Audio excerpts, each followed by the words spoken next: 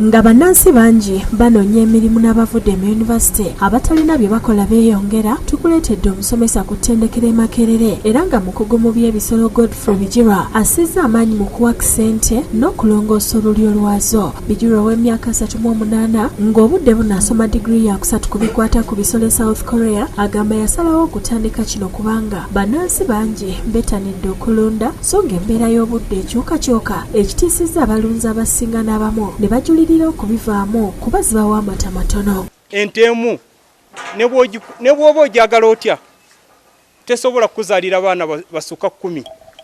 Naye bw'otukozesa embulyo kitegeeza nti ente eno ennungi mu mwaka nga gumu singa obeera n'ezikuza abaana baayo ekuwa abaana bangi. Ono mu yasoma yatandika enkola mwakwataganira n'abakugu mu ggwanga erya South Korea okulaba ng'aleeta amazzi g'ente ez'olulyo ekiwadde abali mu bulunzi bw'ente ez'amata essuubi. Ne kati amazzi ge tulina oba embulyo ze tulina si zaffe wano, baazikolera bweru, baazikola era ffe tuleeta buleesi.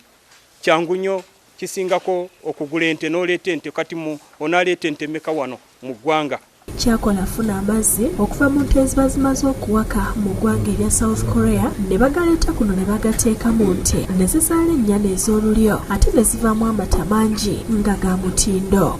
Ku airport oba okugenda okuleeta ente okugula ente nga mmeka flask entono gy'olabye tuyinza okuleeteramu ente nga 100, 200 oba 3 ne tuziteeka mu nte zaffe. Omulimu gwezaffe kukola kukuza baana naye ng'abaana bali ready. Agamba ekyokuleeta amazzi g'ente ez'olulyo okuva South Korea yakitandika emyaka 2 emabega era nti amawanga gakulaakulana edda gakikozesa nnyo. Okwakisa okw'obuyana oba embryo transfer kyatandikibwa dda mawanga agasinga bye bakozesa. Ene waffe kiyinza okulabika ng'ekipya naye era bakikola dda, waliwo abakugu abakikola dda mu nte naye tetunakituukiriza nnyo, tetunakikola nnyo. Bagatambuza n'obwegendereza nga bagassa mu flask ennyogoze ennyo okusobola okugatuusa nga gakyali malamu nga gatuusiddwako n'asooka okugateeka mu kyuma ekirimu amazzi amalala agannyogoga n'oluvannyuma ne gateekebwa mu nseke zaakozesa okugayingiza mu nte za wano. Tubikiipinga ku temperature ya wansi akaana kalema okukula. Kabeera nga mwekali kalamu naye tekakula kubanga metabolism ku temperature eyo tesobola genda mu maaso. Temperature eba ya wansi. Era obudde bwe tukajjamu ne tukawominga mu flask eno nga bwe nabalaze eno flask ya kuwominga bwe tukawominga mbwe tuti ngo kakatandika okukula.